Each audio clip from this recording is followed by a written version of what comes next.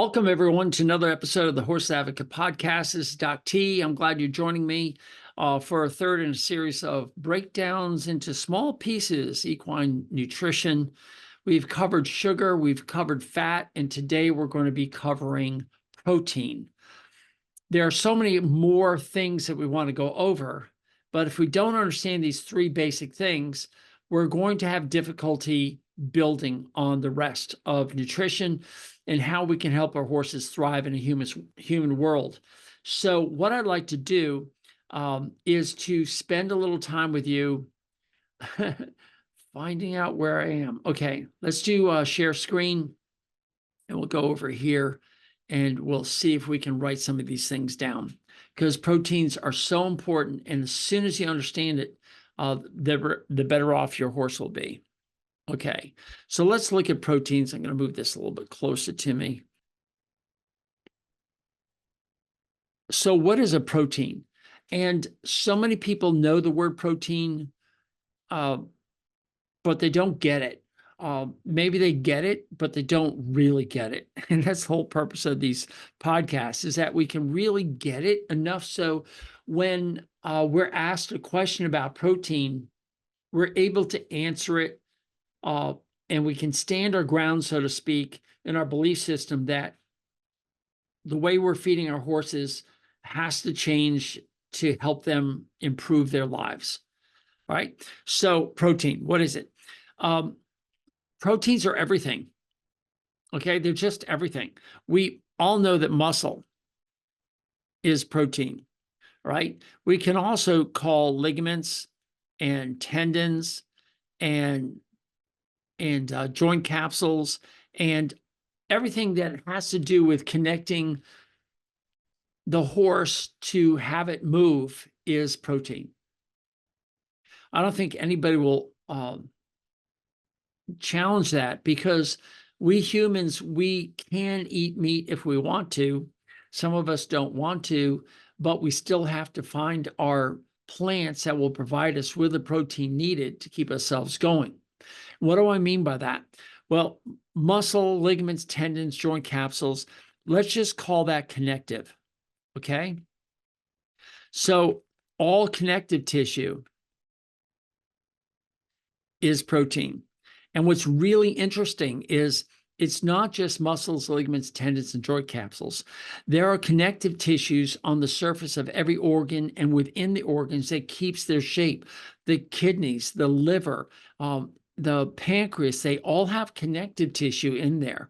I know if you're body workers, you know about fascia and the fascia release and how they can get bound up, and it's just everywhere.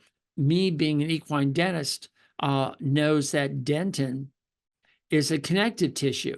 And I think that because of chronic protein deficiency, we're not only seeing ligaments and tendons go bad, but we're also seeing the teeth go bad.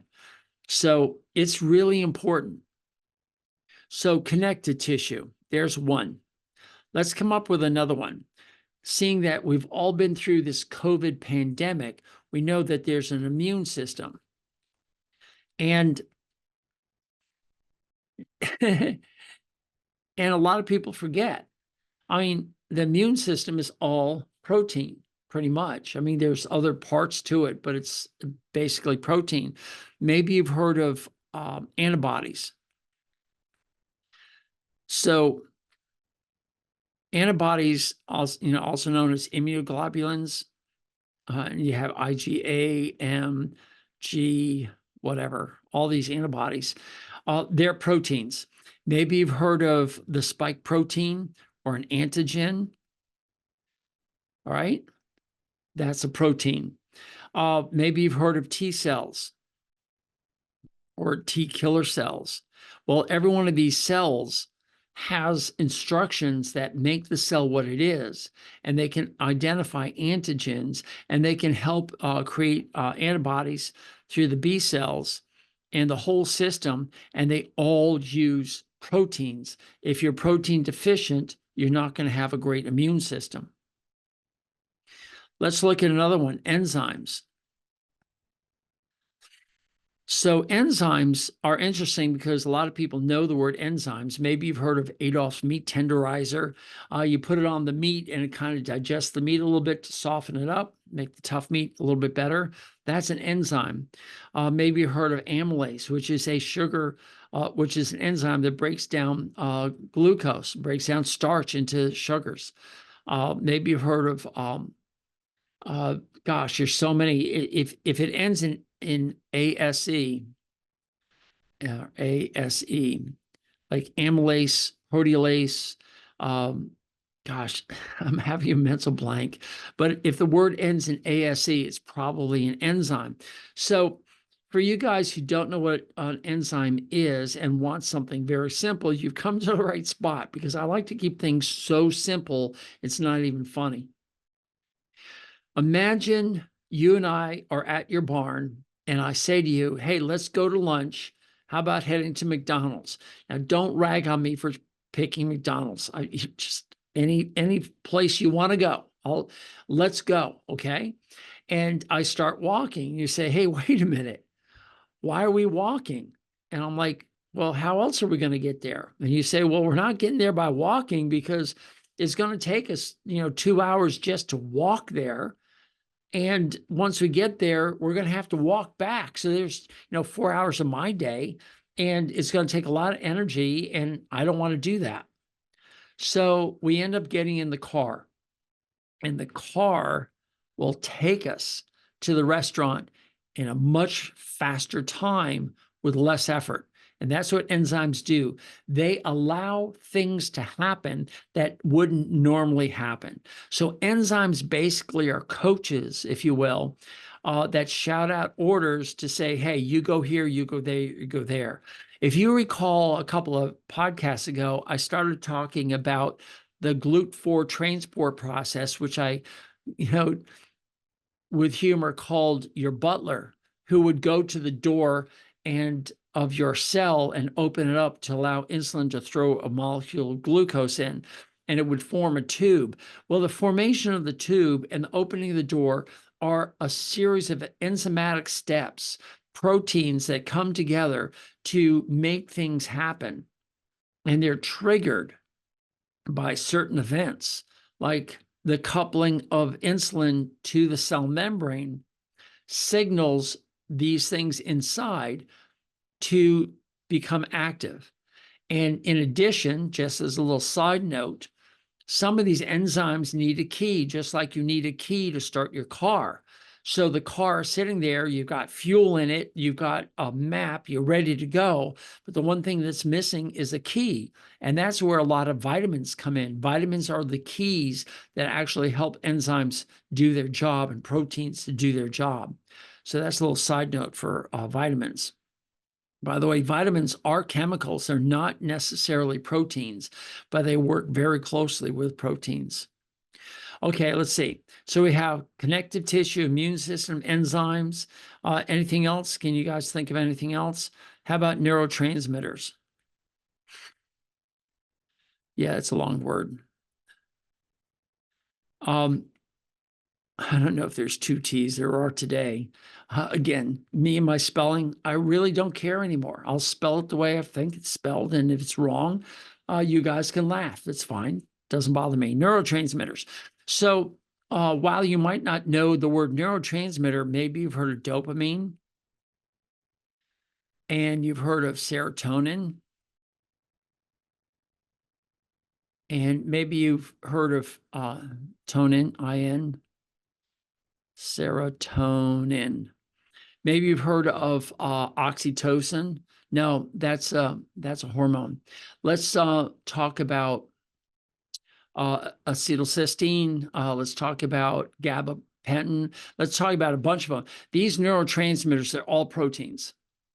And the half-life of a protein, a half-life of anything is how much of it are you going to have? How long does it take to get that whatever you have to half that quantity? So if you have 100 dopamine molecules, how much time will it take till you have 50? And then how much again till you're at 25? And these half-lives are within, less than a second. They're in milliseconds sometimes. They're stored, and as soon as they're used, bam, they're gone. Enzymes have a half-life. The immune system has half-life. Connective tissue, we discussed the other day, maybe as long as 6 years before that protein is destroyed and replaced. But that's what neurotransmitters are, and that's important to remember. I mentioned hormones. They are basically proteins, insulin, oxytocin, and insulin, we all know about. That's how we transport sugar. Oxytocin is what is created to initiate birth and get things rolling there. I think I've left out one, and sometimes I just miss them. Connective tissue, immune system, enzyme, neurotransmitter, hormones. Integument.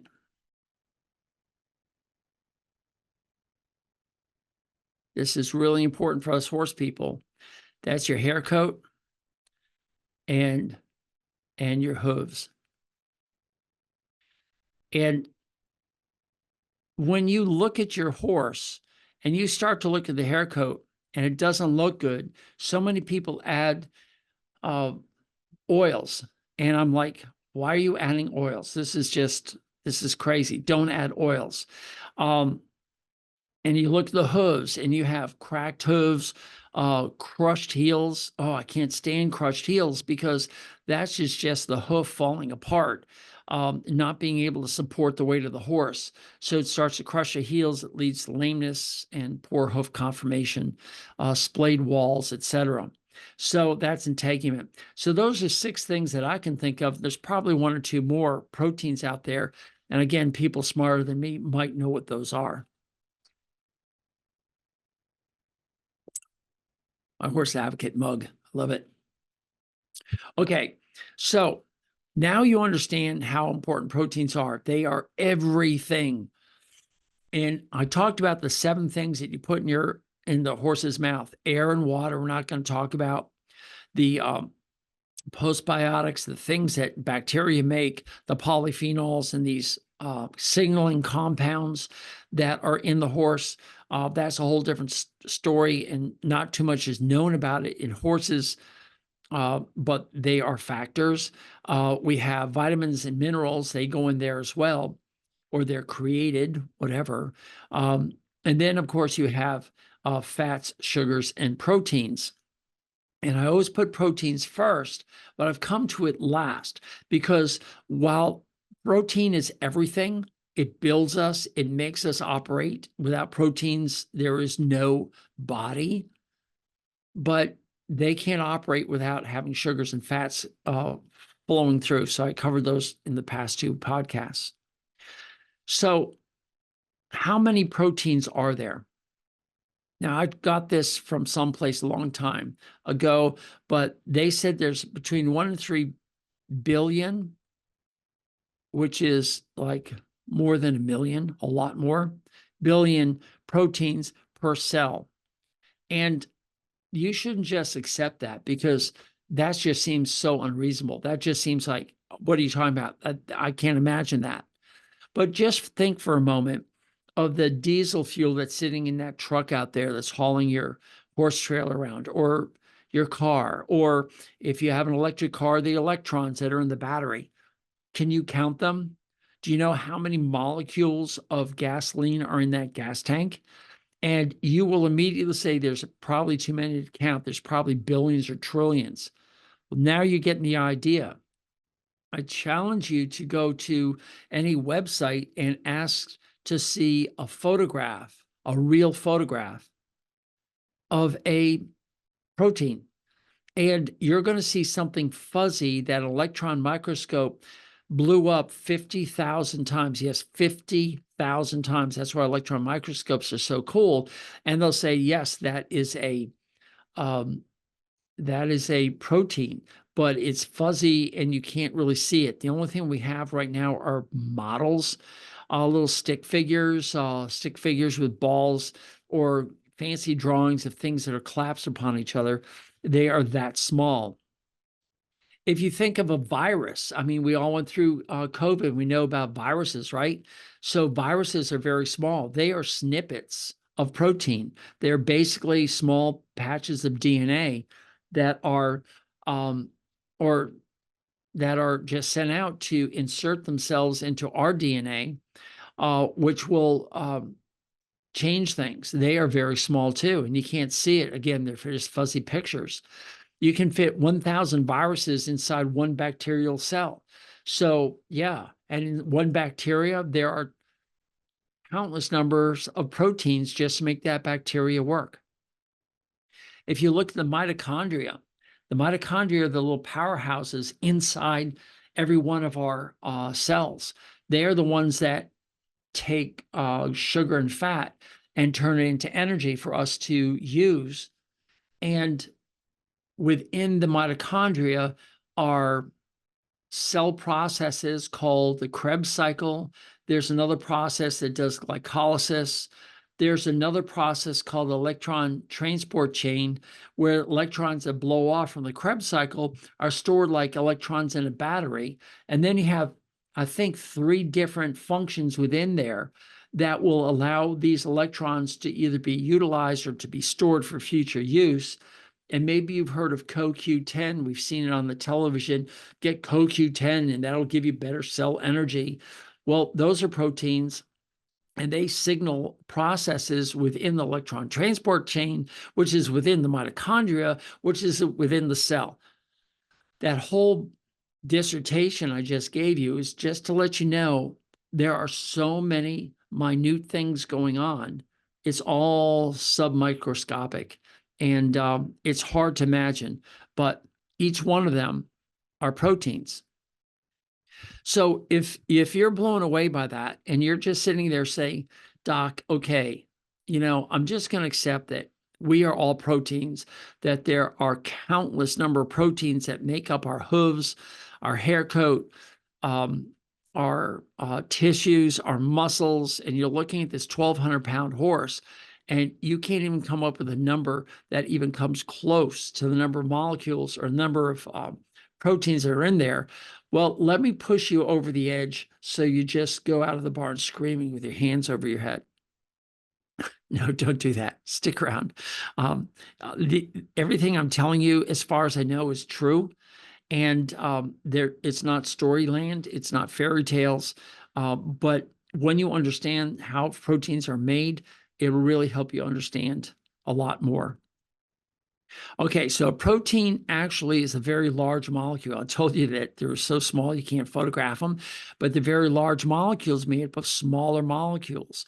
Now, if you think of a protein as a word, all right, and words are divided into syllables, right? So this is going to be called a peptide. So that's kind of like a syllable. And every peptide is made up of smaller things called amino acids. And we're going to call them AAs, AA apostrophe S. And that's how I'm going to call them, amino acids. And they equal letters. So what's interesting about this is if I gave you a dictionary in whatever language you've got, your language is made up of letters. Now, in America, in the United States, we use a dictionary that's made up of 26 letters. All right, A to Z, A to Z, A to Z. All right, 26 letters. If I gave you a dictionary, you would have every word you need to write any sentence that you want to anybody in America, from the illiterate to the CEO of the biggest company in the world. All right. Same 26 letters used by everybody to make the same words. Now, we might not know some of these words. They might be beyond us, but we know that if we take any word that we don't understand, we break it down, we're going to find syllables and we're going to find letters. Now, I also want you to think of a dictionary with no W's. Okay? Not now, no W's. Let's just put this in red. All right. So if I ask the question, where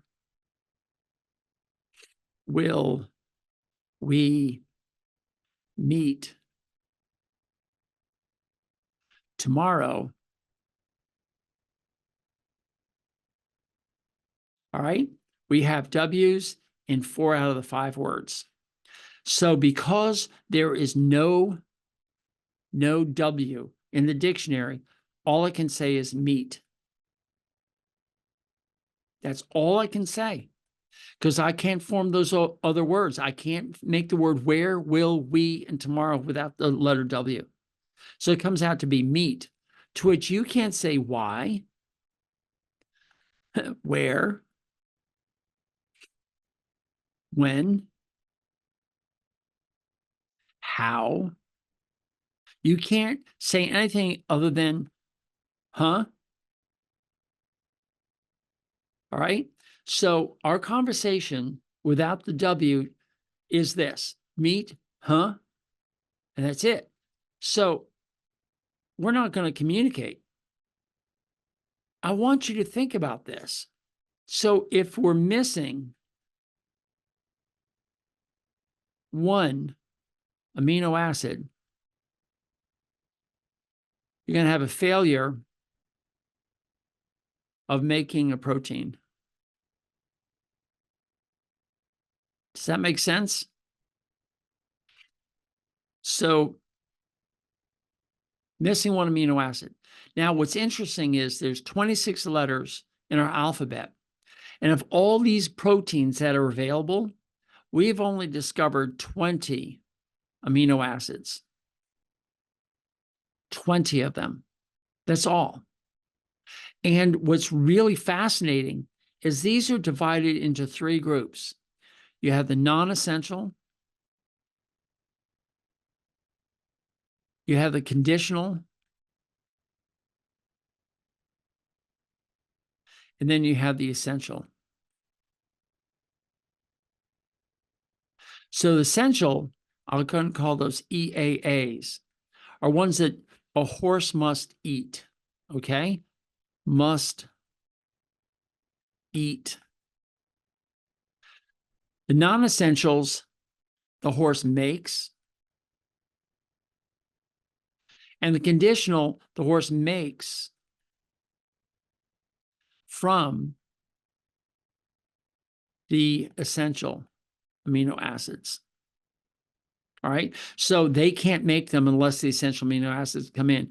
And while this is a little bit too much for you, I'm going to tell you right now, if your horse has bad hooves, this is where the problem lies, right there. And I'll explain that to you in a little bit. So let's go back to what we said about sugars. All sugars are carbon, hydrogen, and oxygen in a ring. And all fats are carbon, hydrogen, oxygen in a string. And all amino acids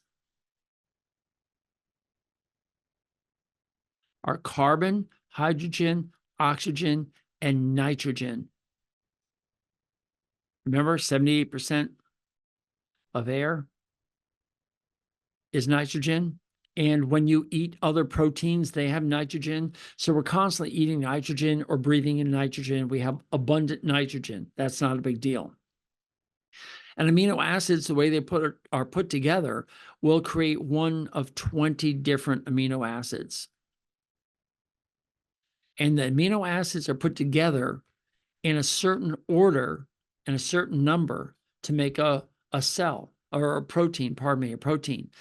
And there can be a lot of amino acids that make a protein. I think I read someplace that there are 30,000 amino acids. Amino acids in a muscle protein. And by the way, muscle proteins also secrete hormones, myokines, and they are proteins that are made. And hormones, and it's just fascinating how important muscles are. If you are losing muscle because your age, you're not only losing glycogen storage, but you're losing a lot of signaling compounds that help you grow and become stronger. So that's why exercise is so important, but I digress. Okay. The important thing to know is that amino acids have this nitrogen. And remember, in gluconeogenesis, and if you don't remember this, go back to the glucose podcast. But gluconeogenesis, this nitrogen is cleaved off, and this here becomes glucose. And that's how we stay alive in starvation. We start to break down these amino acids into glucose. And that's why proteins are another storage site for really emergency glucose supplies. All right, so we now know that proteins make up at least 6 different groups of tissues in our body, and that there's a lot of them, and they're made up of smaller syllables called peptides, which are made up of smaller amino acids, small letters, if you will, and that there's 20 of them total, and you can't be missing any amino acids, or you're going to be protein deficient. So, and all sugars and fats have carbon, hydrogen, oxygen. Amino acids are also carbon, hydrogen, oxygen with a nitrogen. And one amino acid actually has one more. And would you like to have your tidbit of the day? Okay, here we go. If you've ever heated your hair, like you aren't paying attention and you blow dry your hair a little bit too long, or if you heated hoof, which obviously when you take a hot shoe and you press it on to make sure that it's level, all that smoke comes up and it stinks, and the farriers say, "Oh, it smells like money," and you're sitting there, "Yeah, no, it doesn't. It smells like ugly." What makes that smell? All right, does anybody know?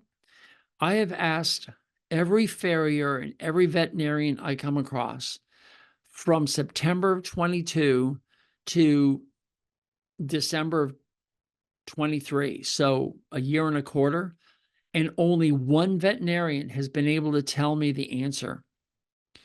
And kudos to her. She knows who she is because I made a big stink out of it. Made a big stink. There's a pun. But what makes that smell? And simply put, there is one amino acid called methionine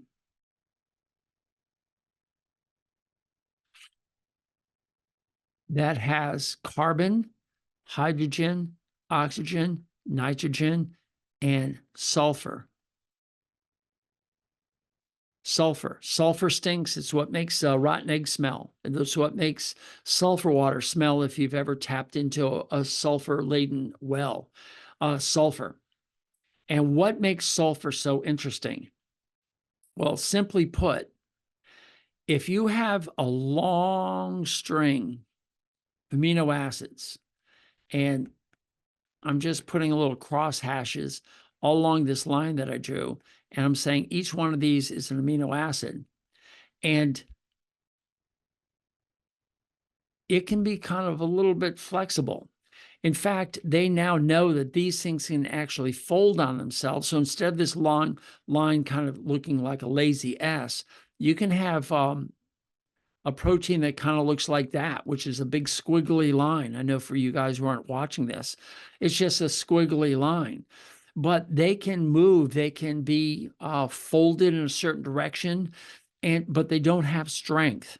The folding is caused by the electrostatic attraction of these molecules to each other, and just physical presence of these amino acids that kind of shove things out of the way, and it creates the tendon, or it creates the muscle, or it creates the neurotransmitter, or the immune cell. It is very unique for every protein how it folds. But in methionine, with a sulfur and a sulfur that become next to each other, they create a double bond. And this double bond strengthens and creates rigidity.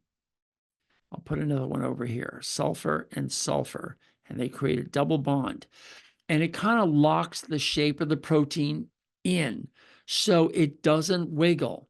And this is why you have strength and structure, firm structure to your hair and to the hooves of the horses. It's the double bonds, the sulfur, that do that. And when the farrier puts that hot shoe on the bottom, he's burning the hoof that has these double bonds of sulfur, and they're blowing off. So that's what is there. Now, here comes the tidbit. Are you ready? Methionine, I'll just put it methionine, M-E-T-H, methionine, is what they call a limiting amino acid. Now, what that means is, in nature, they don't make a lot of methionine. It is not really scarce, but it's not as popular as some of the other amino acids, such as lysine, etc.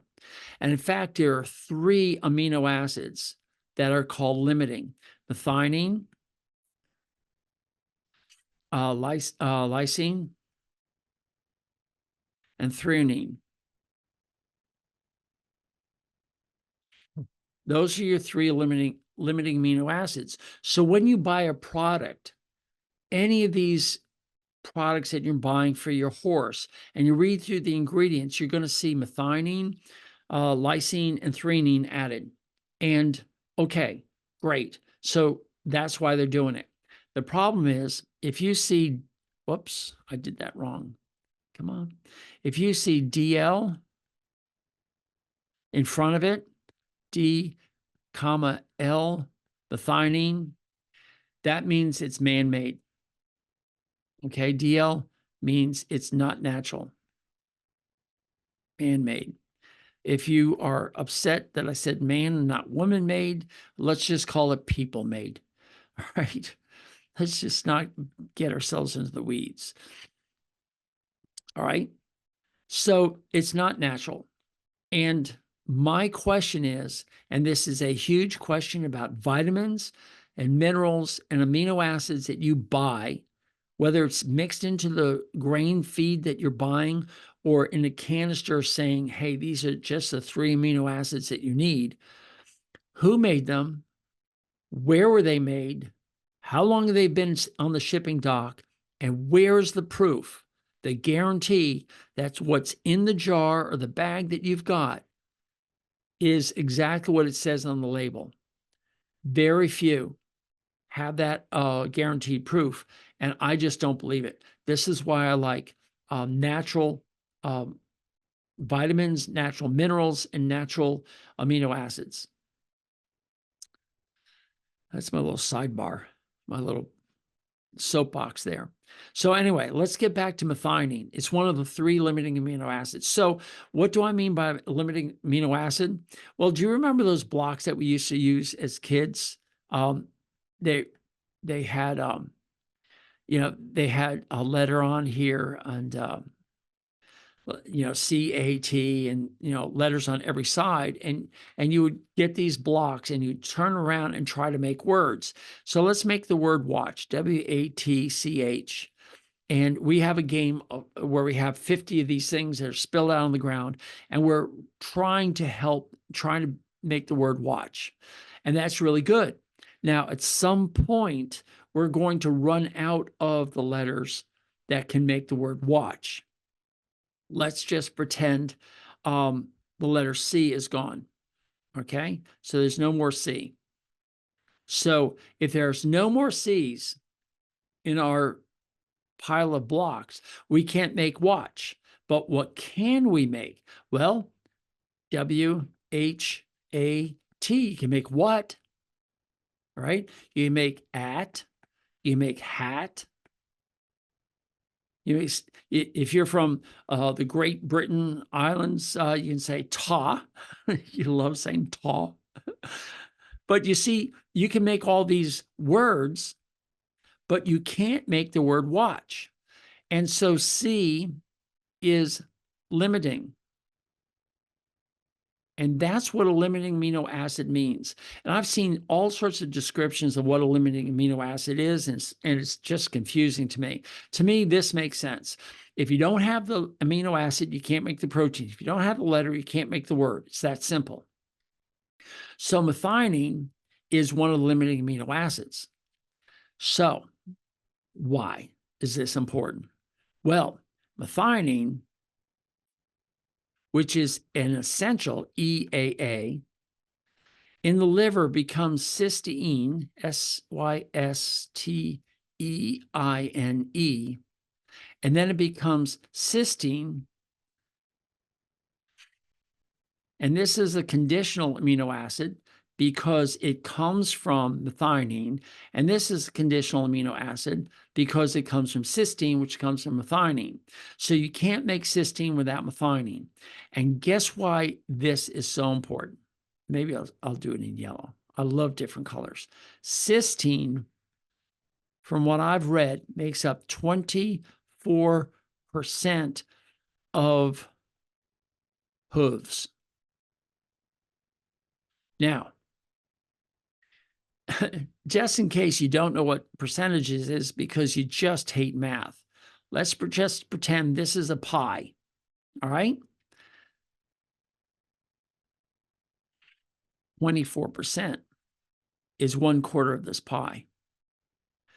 1/4 of that hoof is made up of methionine, which is limited in the horse's ability to get.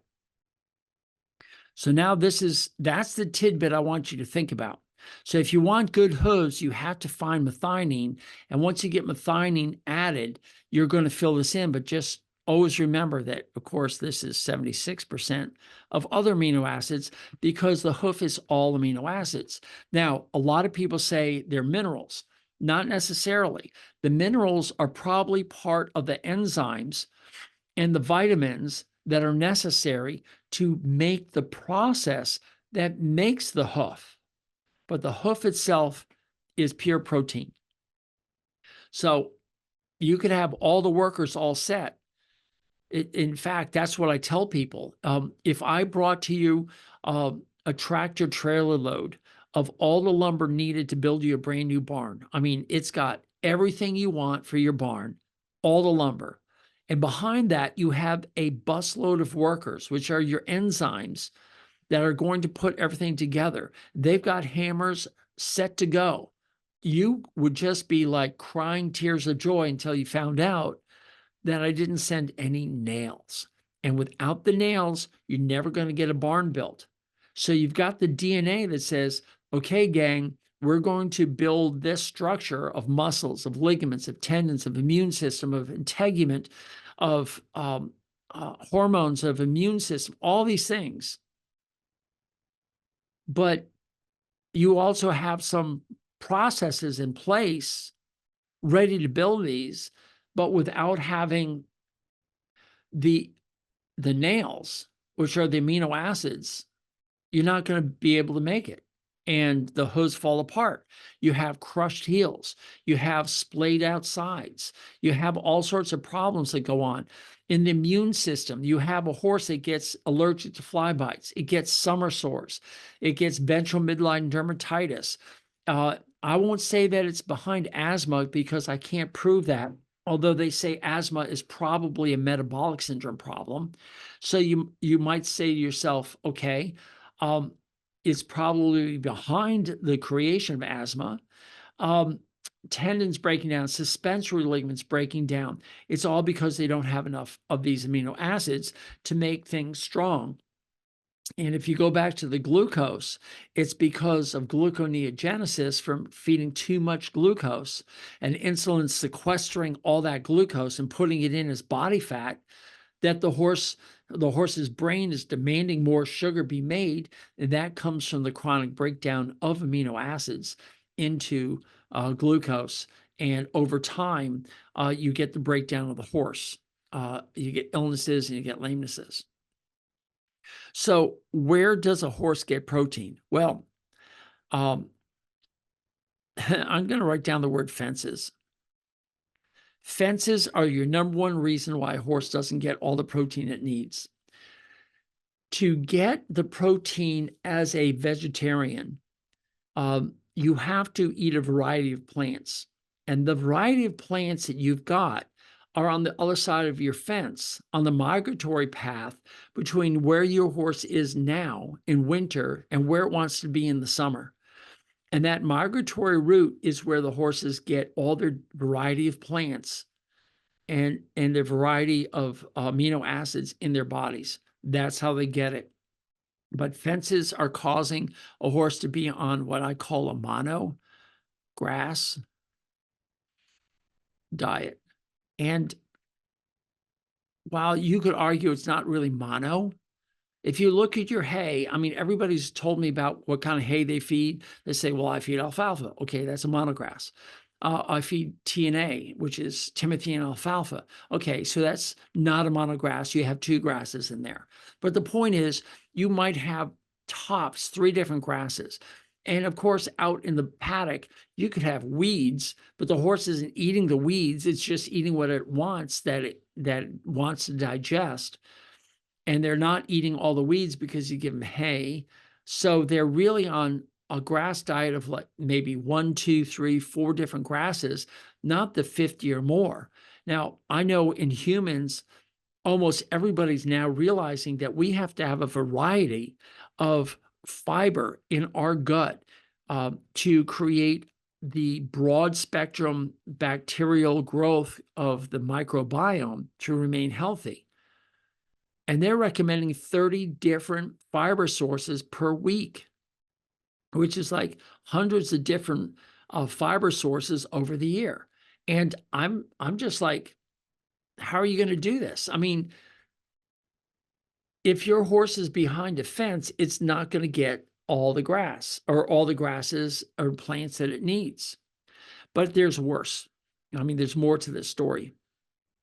There's something called bioavailability. What that means is if you have a plant that has, let's say, 14% protein. So if you had hay come to you and they said it has 14% protein, you'd say, wow, that's pretty good. So what is 14%? Well, for the sake of math, and we're all math people, right? No, we're not. Let's just make this number 10% because 10% is very easy. And let's say your horse weighs, let's say, 1,000 pounds. So I'm going with pounds, not with kilograms. If you're into kilograms, the point's going to be made. If you're feeding a 1,000-pound horse 1.5 to 2.0 percent body weight of hay, 2% of 1,000 pounds is 20 pounds. Okay. So you're feeding 20 pounds of hay. 10% of 20 pounds is 2 pounds. All right. That's pretty simple math. If I'm going too fast for you and you're struggling with this, I understand. But if you take the old-fashioned bale, which is 40 pounds, and you go with the adage, the rule of thumb of half a bale per horse per day, that will be 20 pounds of hay. So 20 pounds, it's standard. All right. And 10% of 20 is 2. You just move the decimal place over. So it's 2 pounds. But here's the kicker. The bioavailability is only 50%. So this 2 pounds of protein is actually 1 pound. All right. So you're feeding 2 pounds of protein. And if 1 pound equals 454 grams, and I don't know if you can see me, but if I'm holding up 4 fingers, then I'm throwing up my thumb to make 5 fingers, and then I put my thumb back down to make 4 fingers. That is 454. If you just remember that you stick 4 fingers up, you throw a thumb out and bring it back in, you got 454 grams per pound.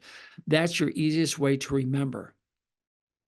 So our goal in a 1,000-pound horse is between 0.5 to 1.0 grams of protein per pound of body weight. That means you want to be feeding 500 to 1,000 grams of protein. And if your horse is eating 20 pounds of hay of 10% protein, is getting 454 grams. 454 grams still barely meets the 500-gram minimum for a 1,000-pound horse. But it's worse than that because we have something called the amino acid profile.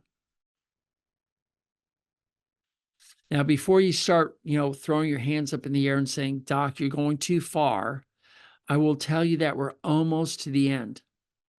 What I've said is horses that eat a grass diet are limited in the grasses that they eat.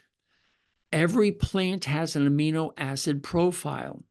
It could be heavy in one amino acid and light in another, whereas another plant could be heavier in that one amino acid that's missing in the first plant.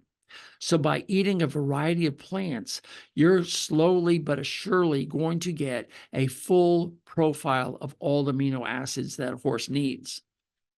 But if you're limited to just one plant or maybe 3 plants, you're not going to have all the amino acid profiles. So let's just say somehow you can cram 2 pounds let's say 4 pounds. Let's say you put 4 pounds of hay in there because the horse is a glutton and he's getting 2 pounds. So now he's getting about 900 grams of protein. You say, there we are. We max is 1,000 and he's getting 900 grams. Well, he may be getting 0 grams of methionine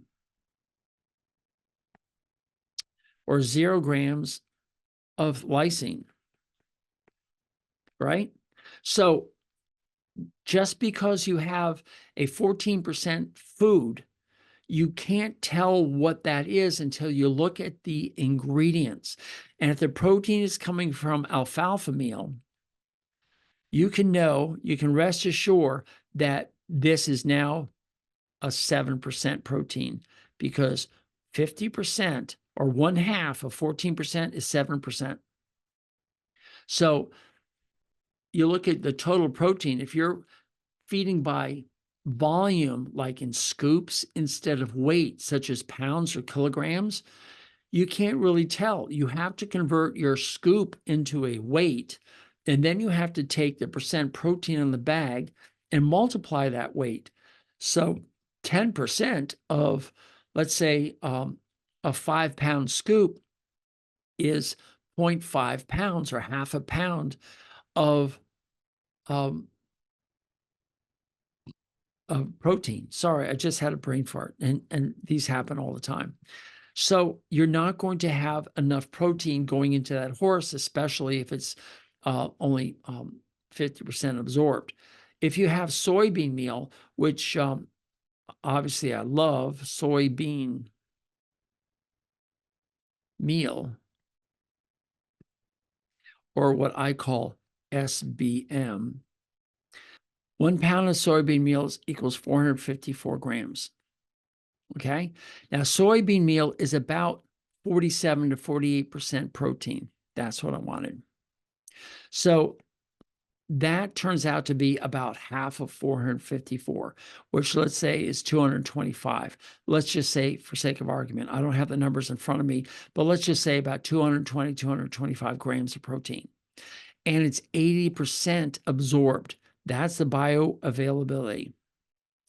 All right. So 80% of that, it comes out to be 174 grams of absorbed protein. So if you're adding 1 pound of soybean meal, it's going to be 174 grams of absorbed protein. You add that to your 454 grams of protein from the hay, and you're going to have 450, let's just say 450, 550, 625 grams. And that is what puts you into the ballpark of 500,000 grams.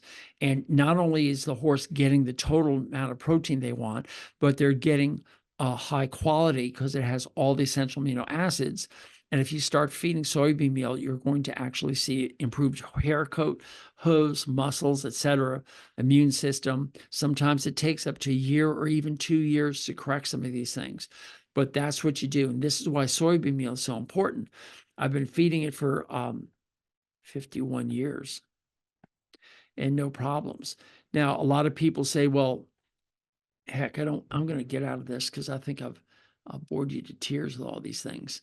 A lot of people are worried about glyphosate of genetic modification. And I went over this someplace recently. Everything has glyphosate on it. Your hay has glyphosate. That's why it doesn't get dusty. Most of the corn and all the other ingredients that are in your grains that you're buying from the store that are mixed up, they're all genetically modified and they've had glyphosate put on them. Unless you're buying organic, and even with organic, there's still a chance that there's glyphosate residue.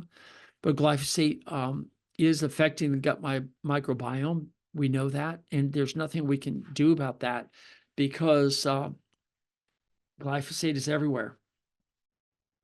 And genetic modification has occurred everywhere, and there's not much we can do about it. So let's just go back to this expression of helping horses thrive in a human world. And this world is now humanized. We can't get away from a lot of the things that are bothering us, whether it's pollution, global warming, politics, it doesn't matter. The horse has been thrust into this and we can't get away from it. But instead of worrying about what glyphosate or non-organic / genetically modified food may do to your horse, let's look at it a little bit differently. Let's look at chronic protein deficiency brought on by horse owners not having access to high quality protein and increased protein consumption from chronic glucose, excess glucose in the diet. And if you look at those two factors, and then you look at the horses and you see a poor hair coat, poor hooves, the belly that's hanging out because the muscles that hold the intestines in are gone or greatly reduced. You start to see this back not as strong, it hollows out. Then you get kissing spine, which is a disease that I don't think was recognized until the 1990s. And it could be, again, from this chronic protein deficiency. You're starting to see Cushing's disease, which experts are calling now a neurodegenerative disease, which means that it's not making the proteins or it's not making the receptors or the neurotransmitter. And the treatment for Cushing's is replacing it with a analog of a neurotransmitter. So what are we doing here? We're slowly killing our horses by feeding them excess sugar and not feeding them enough high quality protein. And those who do switch over and stop feeding these inflammatory ingredients and start feeding high quality protein, see their horses start to turn the corner and become happier and healthier. And then the return on investment just keeps increasing. So anyway, that's it for proteins. I hope that makes a difference. And now that you've had sugar, fats, and proteins put together, I'll come up with some other interesting things like what are the mitochondria? What is the electron transport chain? What is happening with the gut microbiome? And there's so many more factors to get involved in. But if you just want to quit here and say, okay, what do you want me to do, Doc? Number one, stop feeding inflammatory foods. This includes the hulls that we're feeding, the wheat middlings, the rice hulls, the soybean hulls, all these byproducts, the sugar beet pulp, these are all byproducts of our food industry that they have no other place to put because it'd be too expensive or they'd be fined by environmentalists. So they just feed it to our horses and let us poop it out and say there. And they'll tell you a good story like it's some sort of prebiotic and it's good and healthy for your gut microbiome. Yet they're not addressing the real problem, and that is chronic protein deficiency in horses. So hopefully this is making sense to you all. You're saying, oh, I get it now. I'm ready to remove all inflammatory ingredients. And once we have that under control, I'm willing to add high quality protein. And if you don't want to feed soybean meal, you can feed hemp protein, you can feed pea protein, you can feed egg whites, you can feed whey protein isolate. These are all good sources of protein. They're just more expensive. And of course, how many horses do you see eating eggs or milk products? So you might want to reconsider that. So there you go. That's it for me, Doc T, and I'm glad, so glad you're here. Hit the subscribe button, please. Tell more people about the podcast. Let's get this out there. Let's get people around the world realizing that it's up to us to help our horses thrive in a human world. And without that, they're just going to fall apart. We're going to be disappointed. They die too early or they're lame too early. And it's just not fair to the horses for what we're putting them through. So join me, but more importantly, tell others and stand up for the horse and become the horse's advocate. I appreciate it. Doc T, we'll see you next week. Hey everyone, Doc T here. Thank you for listening to my content. Would you do me a huge favor? Would you please subscribe, comment, like, thumbs up, and give a star review? However it's presented to you, I want you to do that. There's two reasons. The first, of course, is to improve this product. This way I know what you like, what you don't like, what I can improve upon, what topics you want me to cover. But more importantly, it's also going to help others find me. And by doing that, you are now engaged in this mission of helping horses thrive in a human world. By you helping, we can reach others. And that I would be so grateful for. And remember, go to thehorsesadvocate.com for updates on this information. Thehorsesadvocate.com. And again, thank you so much for being here. Doc T out.